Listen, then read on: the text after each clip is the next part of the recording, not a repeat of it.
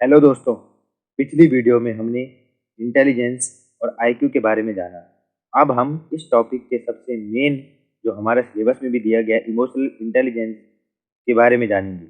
Emotional intelligence को वैसे हम पढ़ते आ रहे हैं, लेकिन अभी हम इसके जनरल मॉडल को देखेंगे। जनरल मॉडल में कहा गया है अपनी भावनाओं तथा मनस्थितियों को समझना, भावनाओं को नियंत्रित करना, दूसरों की भावनाओं को समझना और भावनाओं को कंट्रोल करना ही इमोशनल इंटेलिजेंस कहलाता है। जर्नल फैक्टर का जो सिद्धांत था वो दिया था अल्फ्रेड बेनेट ने 1910 के बीच इन्होंने इस पर रिसर्च करी थी। ठीक है। उसके बाद डैनियल गोलमैन ने 1995 में अपनी पुस्तक emotional intelligence why it can matter more than IQ में इमोशनल इंटेलिजेंस के 5 तत्व बताए हैं। गोलमैन के अनुसार जो 5 तत्व होते हैं उन्हें भी हम 2 भागों में विभाजित कर सकते हैं। एक होता है व्यक्ति के अपने के बारे में जो विशेषताएं बताई गई हैं उनके अनुसार जो इमोशनल इंटेलिजेंस होती है, और दूसरा जो अन्य के बारे में। तो टोटल मिलाकर ये 5 इमोशनल इंटेलिजेंस के तत्व होते हैं जिनसे ये बनती है। पहले होता है सेल्फ अवेयरनेस। सेल्फ अवेयरनेस यानी कि स्वचेतन की भावना, यानी कि मन की स्थिति की अवेयरनेस, यानी कि मन की स्थिति की चेतना, लक्ष्य की चेतना, मूल्य की चेतना, दर्शन की चेतना, भावना की चेतना। यानी कि किसी व्यक्ति को ये पता हो कि उसकी मन की स्थिति क्या है, उसके लक्ष्य की स्थिति क्या है, उसके मूल्य की स्थिति क्या है, उसके दर्शन की स्थिति क्या है, उसकी भावना की स्थिति क्या है। उसके बाद आती है सेल्फ रेगुलेशन की भावना। फिर आता है सेल्फ रेगुलेशन, यानी कि स्व रेगुलेट, स्वव्यवस्थित होने की भावना, यानी कि अपनी अभिव्यक्ति पर अपने एटीट्यूड की तीव्रता, अपने एटीट्यूडों को किस प्रकार से व्यक्त करना है, किस किस समय व्यक्त करना है, इस सब चीजों का हमारे भीतर रेगुलेशन है। तीसरा है सेल्फ मोटिवेशन की भावना, यानी कि निराशा के क्षणों में पार पाना या अपने को संभाल के रखना। यानी कि जब भी हमारे समझ कोई विषम परिस्थिति आए तो हम अपने आप को किस तरह से मोटिवेट रख सकते हैं, यह भावना सेल्फ मोटिवेशन। तो ये 3 थे सेल्फ के कॉन्सेप्ट। उसके बाद आता है अन्य के बारे में। अन्य के बारे में जो है इन्होंने 2 धारणाएं दी थी, इम्पैथी समानुभूति की, सोशल स्किल यानी कि सामाजिक दक्षता की। समानुभूति क्या होता है? एक तो होता है सहानुभूति। सहानुभूति में होता है कि दूसरे के मन को समझना, दूसरे की भावना को समझना। आपने समझा कि हाँ भाई दूसरा व्यक्ति परेशान है, लेकिन इम्पैथी का अर्थ, समानुभूति का अर्थ दूसरे के मन की स्थिति को सटीक रूप से जानना, यानी कि उसके यदि किसी सामने वाले व्यक्ति को दुख है तो उसके दुख में भागीदार होना, उसकी पीड़ा को मन से महसूस करना। ये 2 तरह से होती है, संज्ञानात्मक रूप से और भावपूर्ण इमोटिव रूप से। संज्ञानात्मक रूप से क्या होती है कि आप ऊपर ऊपर से चीजों को समझते हो, दूसरे की भावनाओं को आप ऊपर ऊपर से समझते हो। भावपूर्ण में क्या होता है कि उसके साथ पूरी गहराई से जुड़ जाना, उस व्यक्ति के दुख अथवा सुख के साथ उसके दुख अथवा सुख को अपना मान लेना, यानी कि स्व और पर की भावना को मिटा देना। ठीक है। प्रशासन में वैसे भावपूर्ण इमोटिव जो एम्पैथी होती है इसको अच्छा नहीं माना जाता है, क्योंकि एक जो सफल प्रशासन वही माना जाता है जो विषम परिस्थितियों में भी अपने आप को काबू कर सके, ऐसा नहीं कि भावनाओं के साथ बह जाए। इसीलिए कॉग्निटिव यानी कि संज्ञानात्मक समानुभूति जो होती है वो एक प्रशासनिक सिविल सर्वेंट के लिए बहुत ही आवश्यक होती है। फिर दूसरा बताया इन्होंने सामाजिक दक्षता के बारे में बताया। सामाजिक दक्षता वही है जो हार्वर्ड गार्डनर ने अपने इंटरपर्सनल यानी कि अंतर व्यक्तिगत सिद्धांत में बताया था, यानी कि समाज में समस्या को सकारात्मक रूप से हल करना, दूसरों की समस्या को हल करना, संतुलन बिठाए रखना अपने दोस्तों के साथ, परिवार के साथ, समाज के विभिन्न लोगों के साथ। तो इस टाइप से हमने जो है गोलमैन द्वारा 5 सिद्धांतों के बारे में जाना। सेल्फ अवेयरनेस की भावना, सेल्फ रेगुलेशन की भावना, सेल्फ मोटिवेशन की भावना, इम्पैथी की भावना, सोशल स्किल की भावना। इन 5 तत्वों से मिलकर जिनमें ये 5 तत्व होंगे उसे हम कहेंगे कि हाँ भाई ये व्यक्ति इमोशनली इंटेलिजेंस है, इमोशनली इंटेलिजेंस पूरी तरह से भरी हुई। अब ये तो गोल्डमैन का मॉडल था। उसके बाद आया 1997 में 2 महान मनोवैज्ञानिक और भौतिक नीति शास्त्री कह सकते हैं इनको, सैलोवी और मेयर। इन्होंने भी जो है भावनात्मक बुद्धिमत्ता को समझाने के लिए अपना सिद्धांत दिया। इन्होंने कहा भावनाओं को प्रत्यक्ष करना, इमोशनल इंटेलिजेंस होती है कि भावनाओं को प्रत्यक्ष करना, यानी अपनी व दूसरों की भावनाओं को पहचान पाना, शारीरिक रूप से, सांकेतिक रूप से, मानसिक रूप से, किसी भी रूप से आप अपनी और दूसरों की भावनाओं को अगर समझ पाते हैं तो आप इमोशनली इंटेलिजेंट हैं। दूसरा है भावनाओं को चिंतन प्रक्रिया से जोड़ना, यानी कि दूसरों की भावनाओं को समझना तथा उस पर तुरंत प्रक्रिया न देना, उस भावना पर चिंतन मनन करना। यानी कि आपने किसी की परिस्थिति को समझा, ऐसे नहीं कि आप तुरंत रिस्पॉन्स दें, पहले समझें कि उस परिस्थिति के पीछे क्या कारण थे उसके होने या न होने के पीछे, तब आप अपनी जो प्रक्रिया देते हैं। अगर आपकी इस टाइप की जो प्रवृत्ति है तो कहीं ना कहीं आप इमोशनल इंटेलिजेंट हैं। तीसरा है भावनाओं को समझना, दूसरों की भावनाओं को सूक्ष्म स्तर पर समझना, सकारात्मक अथवा नकारात्मक तरीके से। आपने आपको किसी दूसरे व्यक्ति ने कुछ अपनी प्रॉब्लम बताई तो उस चीज को बड़ी बारीकी से देखना जानना जो है सैलोवी और मेयर का मॉडल। चौथा है भावनाओं का प्रबंधन, भावनाओं को दर्शाने से पूर्व प्रबंधित करना।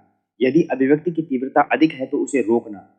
यानी कि अगर आपको लगता है कि आपने किसी व्यक्ति को जो बात बोली है उसमें कहीं ना कहीं एक प्रकार से अग्रेशन है तो कहीं ना कहीं सोचना, पूरी प्लानिंग मैनेजमेंट के साथ चीज़ों को रखना।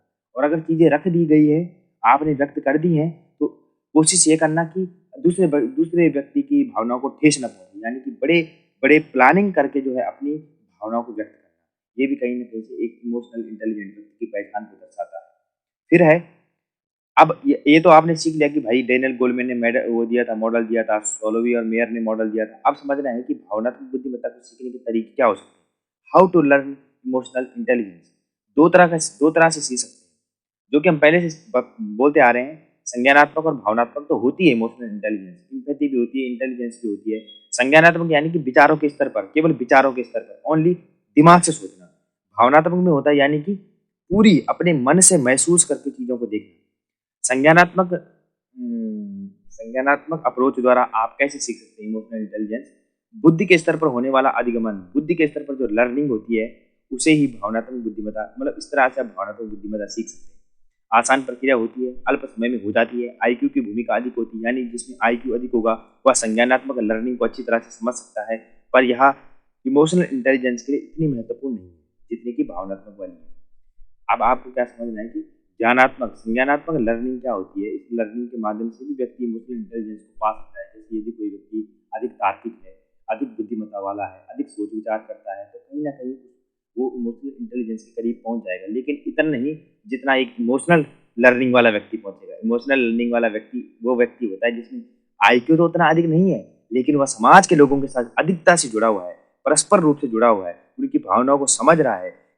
किसी भी समाज के किसी वंचित वर्ग के लोग, किसी भी बूढ़े व्यक्ति को, मतलब किसी भी बच्चे बूढ़े व्यक्ति को, उनकी भावनाओं को समझ पा रहा है, तो कहीं ना कहीं हम कहते हैं कि उसके अंदर क्या है, इमोशनल लर्निंग है। और इमोशनल लर्निंग से ही व्यक्ति इमोशनल इंटेलिजेंस की ओर बढ़ सकता है।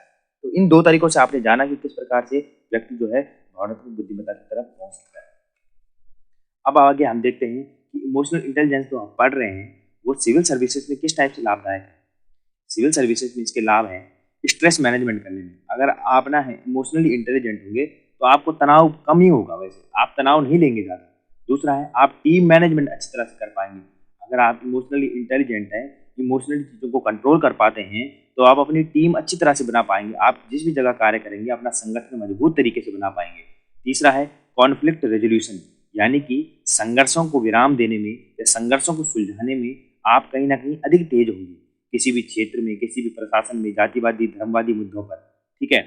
और आप में हमेशा मोटिवेशन की भावना होगी। जो व्यक्ति भावनात्मक बुद्धिमत्ता वाला होता है उसमें हमेशा मोटिवेशन की भावना होती है, और वह हमेशा क्या करता है, अपने आप को या फिर दूसरों को मोटिवेट करता है। फिर होगी आप में रिलेशनशिप मैनेजमेंट भी आप में अच्छा होगा, आपका हेल्थ मैनेजमेंट भी काफी अच्छा होगा। ये तो हमने सिविल सेवाओं में लाभ पढ़े।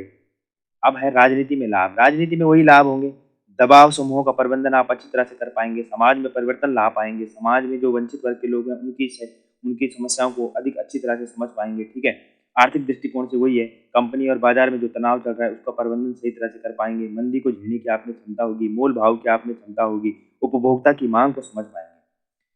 ईआई सीखने के तरीके जो आपने पहले पढ़ा था वो थे क्या, दो प्रकार के वो थे, लर्निंग थी जिनकी टाइप से आप सीख सकते हैं। अब तरीके भी हो सकते हैं कुछ अलग तरीके से।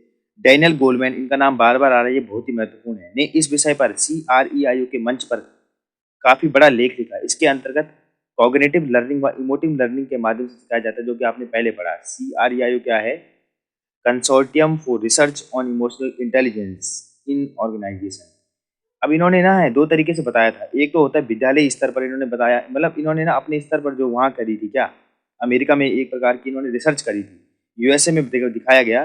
प्रारंभिक कक्षा के स्तर पर क्या हो सकता है, चेहरे बनाकर सिखाना, वीडियो बनाकर दिखाना। अगर आपको किसी बच्चे में इमोशनल इंटेलिजेंस की भावना भरनी है तो किस तरीके से अच्छी तरह से सीख पाएगा, वीडियोज और फिल्मों और गाने इत्यादि के माध्यम से। तो कहीं ना कहीं इस तरीके से उन्होंने पढ़कर सिखाया। दूसरा है उन्होंने मध्यम कक्षा के स्तर पर उन्होंने पता कैसे सिखाया, सहानुभूति का आभास करा के। यानी कि बच्चों को ऐसी जगह ले जाया जहाँ पे वे वंचित वर्ग के लोगों की समस्याओं को देख सकें, जैसे कि किसी अनाथालय में ले जा दिया, किसी अस्पताल में ले जा दिया, इस तरह के इस जगह पे ले जाया उन्होंने। तो यूनेस्को 2002 से ये अभियान चला रहा है, जिसमें शिक्षा मंत्रालय को सुझाव दिए गए हैं कि इमोशनल लर्निंग को बढ़ाने के लिए हर मंत्रालय अपने अपने स्तर पर काम करने के सुझाव दिए गए हैं। उच्च कक्षा स्तर पर क्या कराया? तनाव की स्थिति में प्रबंधन कराना सिखाया, अभिव्यक्तियों का नियंत्रण कराना सिखाया, धैर्यपूर्वक सुनना और निर्णय लेना सिखाया। अब इससे रिजल्ट क्या आया? ये जो यूएसए में जो भी ये रिसर्च हुई थी गोल्डमैन के उसमें निर्देशन में, 50% से अधिक लोगों का जो एकेडमिक स्तर था, जो पढ़ने का जो विद्यालय स्तर था, वो अच्छा हुआ। रूल रेगुलेशन अच्छा आया उनमें। 28% के दुर्व्यवहार में कमी आई, 63% का पॉजिटिव व्यवहार आया। तो इस तरह से इसके पॉजिटिव रिजल्ट आए। आज हम इस वीडियो को यहीं पे समाप्त करते हैं। अगर आपको ये वीडियो